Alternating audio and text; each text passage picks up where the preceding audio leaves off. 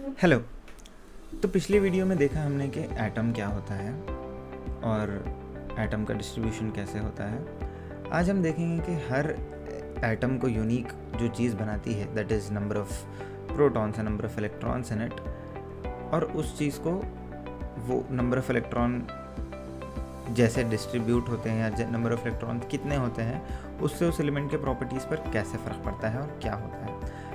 सबसे पहले जैसे हमने देखा एक बेसिक डेफिनेशन कि यहाँ पर एक न्यूक्लियस है और उसके सराउंडिंग में इलेक्ट्रॉन्स घूम रहे हैं। Now this was a very basic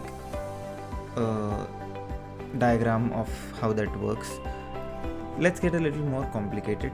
इसको थोड़ा सा कॉम्प्लिकेट करते हैं और देखते हैं कि एक्चुअल में होता क्या है। होता ये है कि इलेक्ट्रॉन इस न्यूक्लियस से कितने भी डिस्टेंस पर हो सकते हैं। हम एग्जैक्टली कभी भी पता नहीं लगा सकते कि कौन सा इलेक्ट्रॉन कहाँ होगा। We can only calculate probabilities, but इतना तो होता है कि कहीं ना कहीं है। तो साइंटिस्ट ये करते हैं कि बहुत सारे इसके ऊपर स्टडीज़ की हैं, बहुत सारे रिसर्च हुई है और उसके बाद हमें कुछ इस तरह के मॉडल्स मिले हैं जो इस इलेक्ट्रॉन डिस्ट्रीब्यूशन को अच्छी तरीके से एक्सप्लेन कर पाते हैं और जिसकी वजह से हमें केमिकल रिएक्शंस और डिफरेंट मॉलिक्यूल्स, डिफरेंट कंपाउंड्स और को समझने में मदद मिलती है। तो आज हम उसमें से कुछ मॉडल्स देखेंगे। पहला मॉडल हम ये देखेंगे जिसमें हम अज्यूम करते हैं कि इलेक्ट्रॉन्स ऑर्बिट्स की शक्ल में एक न्यूक्लियस के सराउंडिंग में घूमते हैं। फॉर एग्जांपल पहले ये एक न्यूक्लियस हो गया, इसके सराउंडिंग में this is the first orbit. First orbit में 2 इलेक्ट्रॉन्स हो सकते हैं। अगर तीसरा इलेक्ट्रॉन आए तो वो दूसरे ऑर्बिट में चला जाएगा। Now we have the second orbit. Second orbit में 8 इलेक्ट्रॉन्स रह सकते हैं। अगर 8 और 2 10 से ज़्यादा 11th इलेक्ट्रॉन है, फॉर एग्जांपल जैसे कि सोडियम में है। ना सोडियम का एटॉमिक नंबर है 11। 2 यहाँ हो गए, 8 यहाँ हो गए, अगला इलेक्ट्रॉन थर्ड ऑर्बिट में जाएगा। होता यह है कि थर्ड ऑर्बिट में जाएगा और यहाँ पर 18 इलेक्ट्रॉन रह सकते हैं। बेसिकली इसका फॉर्मूला है 2 into n²। फर्स्ट ऑर्बिट में हमारे पास 2 इलेक्ट्रॉन रह सकते हैं, सेकंड में 8, थर्ड में 18, फोर्थ में 2 into 4² that is 2 into 16 that is 32। Fourth orbit में 32 रह सकते हैं। तो ये एक बेसिक स्ट्रक्चर है कि किस तरह से कितने ऑर्बिट्स में कितने इलेक्ट्रॉन रह सकते हैं, तो जिसको हम एक्सप्लेन करने की कोशिश करते हैं। लेकिन और रिसर्च और अंडरस्टैंडिंग से हमें पता चलता है कि और एक मॉडल है जो इस इलेक्ट्रॉन डिस्ट्रीब्यूशन को और अच्छे तरीके से एक्सप्लेन करता है और वो है ऑर्बिटल्स वाला। ऑर्बिटल्स ये कहता है कि एग्जैक्टली इलेक्ट्रॉन ऑर्बिट्स में नहीं रहते। अगर ऑर्बिट्स में भी रह रहे हैं, फॉर एग्जांपल सेकंड ऑर्बिट में 8 भी हैं, तो ये 8 इक्वली डिस्ट्रीब्यूटेड नहीं रहेंगे। इनके डिस्ट्रीब्यूशन का एक तरीका है। उसको हम समझते हैं अलग अलग ऑर्बिटल्स से। There are 4 types of orbitals. There is S which are spherical, there is P which sort of dumbbell, there is D and F which are more complicated and उसमें हम अभी नहीं जाएंगे। पहले सिर्फ हम S, P, D और F को समझने की कोशिश करते हैं। तो होता ये है कि S में मैक्सिमम 2 इलेक्ट्रॉन रह सकते हैं, P में 6, D में 10 और F में 14। और इसके बाद इनका स्ट्रक्चर इस तरह से होता है कि फर्स्ट ऑर्बिट में सिर्फ S रहेगा, सेकंड में S और P रहेंगे, थर्ड में S, P और D रहेंगे, and so on and so fourth. जैसे हम ज़्यादा, इसीलिए मैं नहीं चाहता कि ज़्यादा कॉम्प्लिकेट हो आपके लिए। फोर्थ में भी फिर S, P, D और F आगे। और हम इसको इस तरह लिखते हैं 1S, 2S, 2P, 3S, 3P, 3D, 4S, 4P, 4D and 4F and so on and so forth। इसका मतलब ये हो गया कि 1S यानी कि पहले ऑर्बिट के S ऑर्बिटल में कितने इलेक्ट्रॉन हैं, और जितने इलेक्ट्रॉन होंगे उसको हम ऊपर ऐसे इंडिकेट करते हैं।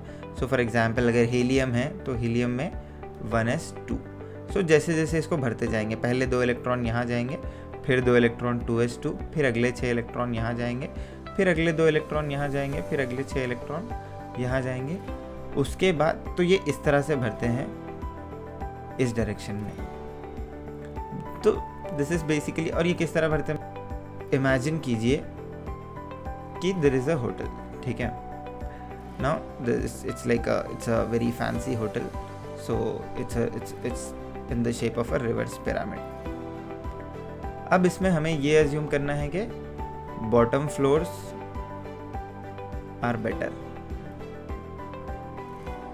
और ये अज्यूम करना है कि a room of S type is better than P type is better than D type, ठीक है। So anyone will first give priority to S, then P, then D, then F, और पहले बॉटम को priority मिलेगी, फिर उसके ऊपर वाले को। So for example, जो पहले गेस्ट आएंगे वो सबसे पहले कहाँ जाएंगे, पहले फ्लोर पर S ऑर्बिटल में। So we have S, we have S, P, we have so S, P, D आप इमेजिन कर सकते हैं कि डिफरेंट टाइप्स के रूम हैं।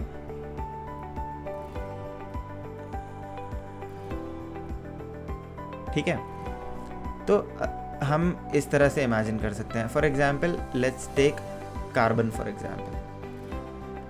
Now carbon has 8 electrons, so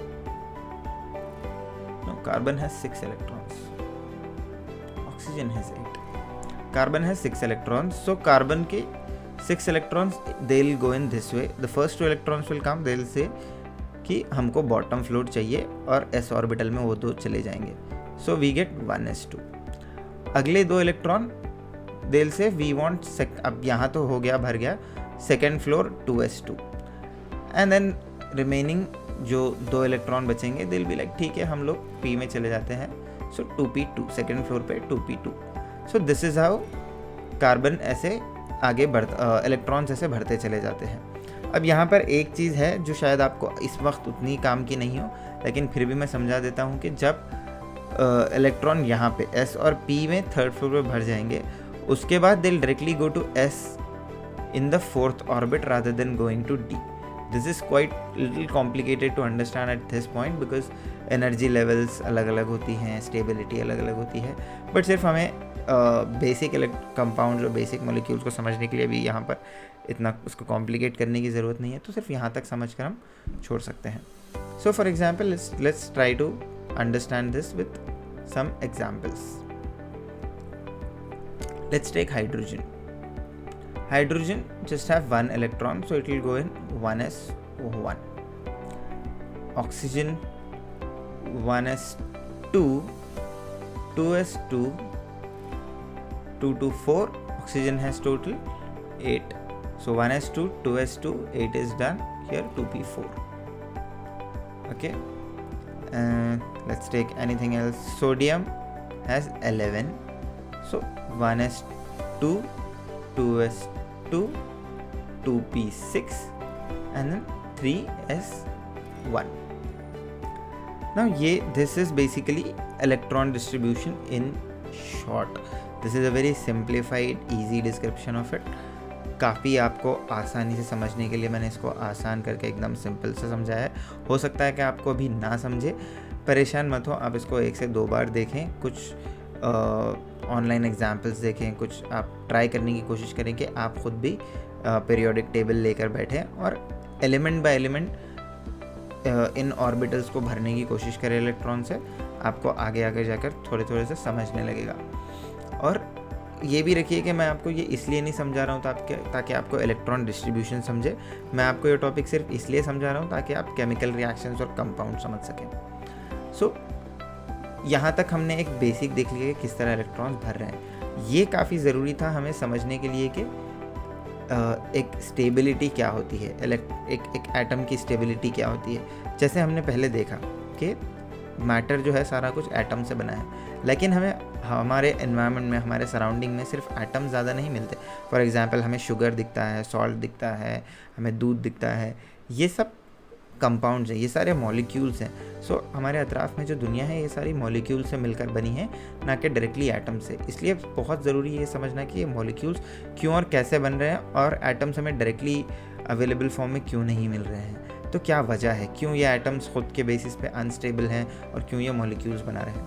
so for example हमने यहाँ पर देखा hydrogen has just 1s1। Now what happens is in a molecule in H2, this 1s1 and another 1s1 of another hydrogen, they come together. So होता ये है कि ये एक फॉर एग्जांपल न्यूक्लियस है, ये एक इसके ऑर्बिटल है, तो यहाँ का एक इलेक्ट्रॉन, ये दूसरा न्यूक्लियस है और इसका एक इलेक्ट्रॉन। ये दो इलेक्ट्रॉन जब इस तरह से शेयर कर रहे हैं तो यहाँ पर एक बॉन्ड बन रहा है जिसको हम कहते हैं H2। नाउ इन दोनों के पास भी एक एक इलेक्ट्रॉन हो गया, 2 इलेक्ट्रॉन, जो कि एक स्टेबल स्टेट है। जब हाइड्रोजन में जब फर्स्ट ऑर्बिट में 2 इलेक्ट्रॉन हो, सो इट बिकम्स स्टेबल। इसी तरह व्हेन सेकेंड ऑर्बिट में 8 इलेक्ट्रॉन्स हो, so this becomes stable. Similarly when third orbit में भी 8 इलेक्ट्रॉन्स हो, तो देन इट बिकम्स स्टेबल। सो इसको आप rule of sort of octet कह सकते हैं। सिंप्लीफिकेशन के लिए it's quite an over simplification, काफ़ी लाइक सिंप्लीफाई करके बोल रहे हैं कि ये रूल ऑफ ऑक्टेट है और अगर 8 इलेक्ट्रॉन हो, बट ये काम कर जाता है बहुत सारी। इसका और एक तरीका है याद रखने का जो मैं अब आपको बताता हूँ, वो है पीरियोडिक टेबल से। तो ये है हमारा पीरियोडिक टेबल, इसको कुछ देर के लिए देख लेते हैं ताकि हम आसानी से समझेंगे किस तरह हो रहा है। नाउ ये है आपका 1s1, ये हो गया 1s2, ये हो गया 2s1, 2s2, 2p1, 2p2, 2p3, 2p4, 2p5, 2p6। अब मैंने ये क्या किया, काफ़ी कॉम्प्लिकेटेड लग रहा होगा, लेकिन मैं इमेजिन कर रहा हूँ कि किस तरह अगर बढ़ते जाएंगे। फॉर एग्जांपल अगर नाइट्रोजन की बात करें, so it will be 2s2, 1s2, 2s2 and 2p3। So this will be nitrogen. So nitrogen का फाइनल जो एकदम आउटर मोस्ट ऑर्बिटल रहेगा उसमें 2p3 रहेगा। सो ये काफ़ी सिंप्लीफिकेशन था आपको समझने के लिए। सो बेसिकली ये जो सारे हैं इनके आउटर शेल में 2s, ये s हैं, s1, s2, ये सारा येलो जो हाईलाइटेड है ये p ऑर्बिटल्स में है। ये जो हैं सेंटर वाले ब्लू, ये d ऑर्बिटल वाले हैं, और इनके जो लास्ट के इलेक्ट्रॉन हैं ये d ऑर्बिटल में है, और ये जो हैं इनके लास्ट ऑर्बिटल f में है। जैसे हम देखते हैं ये काफ़ी हेवी मेटल्स हैं और काफ़ी आइसोलेटेड हैं, इनके ज़्यादा रिएक्शंस भी हमें नहीं मिलते, ये ख़ुद काफ़ी रेयर होते हैं, इसलिए हमें उतना स्टडी करने की ज़रूरत नहीं है in depth at this point. जैसे हमने देखा कि ये जो D वाले हैं ये भी सारे काफ़ी मेटल्स हैं, हेवी मेटल्स हैं। These are also not very reactive, उतना ज़्यादा रिएक्टिव नहीं होते, इसलिए ज़्यादातर मेटल फॉर्म में या फिर लाइक आपस में एक दूसरे के साथ बॉन्ड्स बनाकर ये कर मेटलिक बॉन्ड बनाकर खुश रहते हैं। ज़्यादा रिएक्टिव कंपाउंड्स हमें मिलेंगे यहाँ 2s में एंड s ऑर्बिटल्स में और p ऑर्बिटल्स में। So this is just an additional knowledge, not necessary, आपके लिए उतना ज़रूरी नहीं है कि आप इसको इन डेप्थ समझें। इन डेप्थ समझिए जो मैं यहाँ से कहने जा रहा हूँ। So let's look at the periodic table. ठीक है, तो अब हो क्या रहा है यहाँ पर, ये जो कॉलम है ये आपके लिए बहुत ज़्यादा इम्पोर्टेंट है, बिकॉज ये जो कॉलम है ये हमें दिखाता है इनर्ट गैसेस का, यानी कि नोबल गैसेस, यानी कि ऐसे गैसेस जो स्टेबल हैं और डायरेक्टली एनवायरनमेंट में पाई जाती हैं। सो for example helium, neon, argon, krypton, xenon, ये सारे नोबल गैसेस हैं, तो ये खुद से स्टेबल हैं। अब इनके स्टेबल होने का एक बहुत बड़ी वजह यही है कि एक्सेप्ट हीलियम जिसके आउटर शेल में 2 इलेक्ट्रॉन्स हैं, बाकी सब ऐसे गैसेस हैं जिनके आउटर शेल में 8 इलेक्ट्रॉन्स हैं। जो आउटर मोस्ट शेल है। सो यहीं से हमें रूल ऑफ ऑक्टेट भी मिलता है। तो अब आगे देखेंगे कि हमें यहाँ से ये पता चलता है कि ऐसे इलेक्ट्रॉन्स जिनके आउटर मोस्ट शेल में 8 इलेक्ट्रॉन है वो काफ़ी स्टेबल है। तो अब केमिकल रिएक्शंस में होता क्या है? केमिकल रिएक्शंस में जिनके भी आउटर सेल में 8 इलेक्ट्रॉन नहीं है वो लोग ये कोशिश करेंगे कि आइदर इलेक्ट्रॉन्स शेयर करके या फिर आप इलेक्ट्रॉन्स एक्सचेंज करके they want their outer shell to have 8 electrons.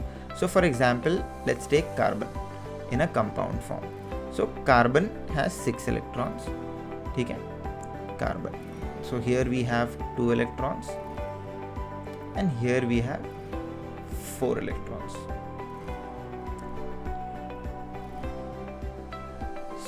Now because carbon के आउटर शेल में 4 इलेक्ट्रॉन है, ये स्टेबल नहीं है, बट कार्बन को स्टेबल रहना है बिकॉज हर एटम को स्टेबिलिटी चाहिए। उसके लिए क्या करेगा, वो हाइड्रोजन के साथ बॉन्ड बनाएगा। Hydrogen has 1 electron, we know that, right?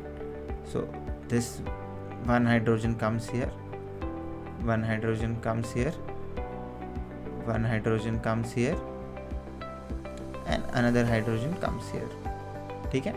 इसको हम सिंप्लीफिकेशन के लिए ऐसे भी लिखते हैं C H H H and H।